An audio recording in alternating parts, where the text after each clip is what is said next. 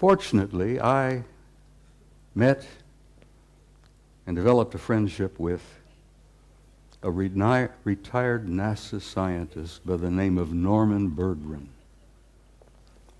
Norman Berggren worked for NASA for about 30 years.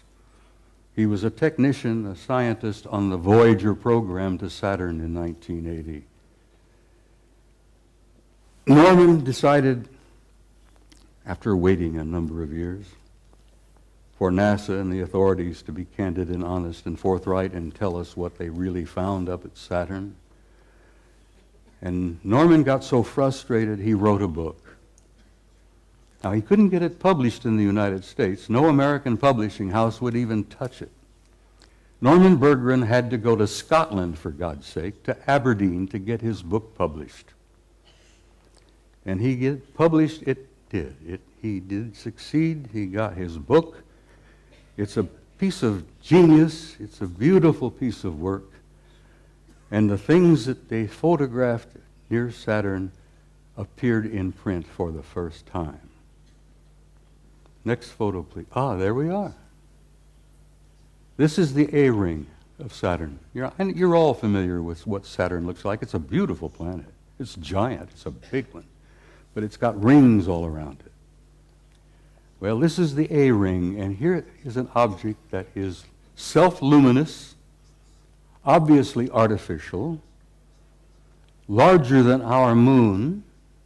It seems to be moving all around throughout the rings of Saturn among the moons of Saturn. And Saturn's got a couple of dozen moons. This object here, as I said, larger than our moon, moving all around, apparently under intelligent control in the rings of Saturn. Now, try for a moment, if you can, to imagine a kind of a technology that is capable of constructing something larger than our moon, that's artificial, that moves around wherever it wishes to go, that's probably got several thousand guys inside. That is shocking to some people. Next picture, please. Next photograph.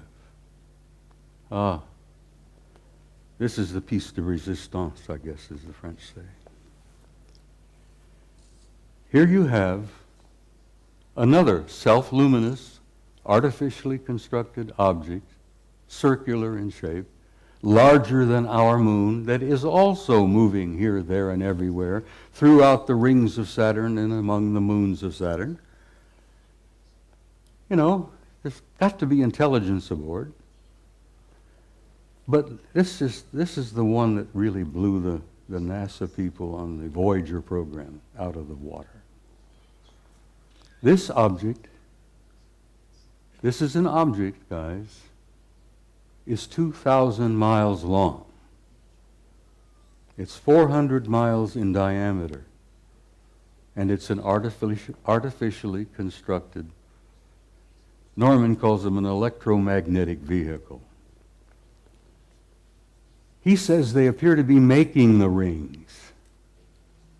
This is one of the rings of Saturn. I think this is the B ring. Berggren says he thought they were probably making the rings. I said, Norman, do you ever consider the possibility they may be mining the rings? Because I think the rings are probably rich in nutrients, minerals probably, and an incredibly advanced civilization, I think, would work out some system of mining those rings for all the minerals that are up there and utilizing them. Because space is filled with wealth, energies of all kinds. They'd never have to dig another hole in the ground like we do down here. Space is filled with energy.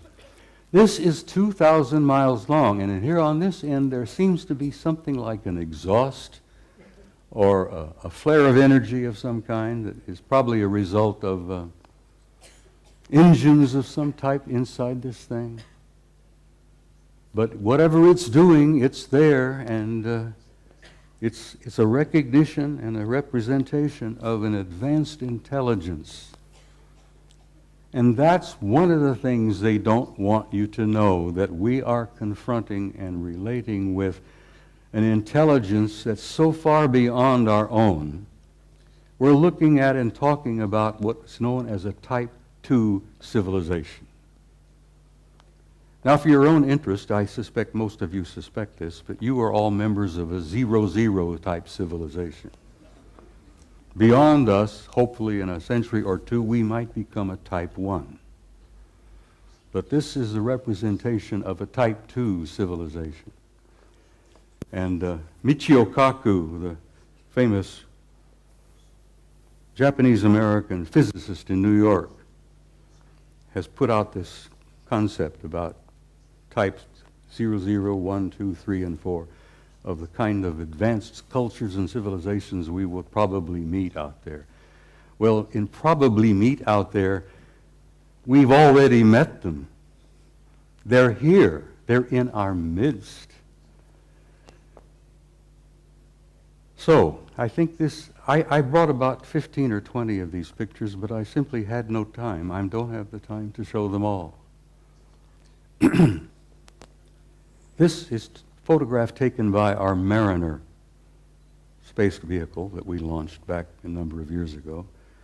This is a picture of a facility on the surface of Mars. Now, this facility is located on the equator, and it's on the surface. And those of us who've studied it, and we discuss it with each other, we call it the airport. And I said, this is the parking lot.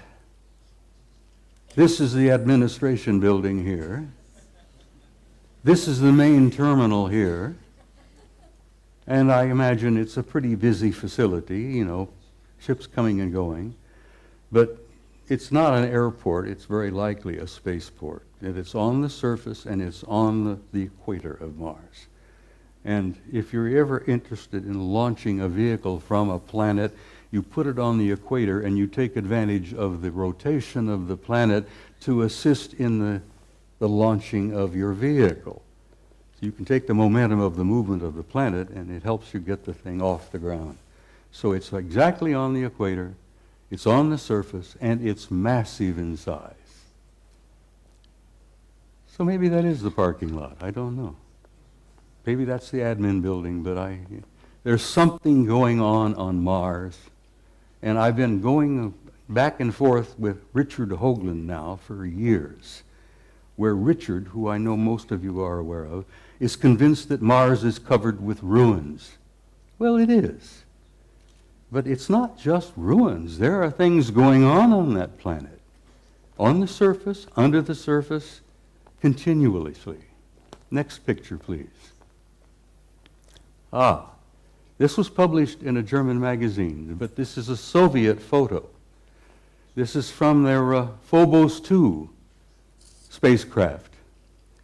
This is a city under the surface of Mars that is the size of Chicago.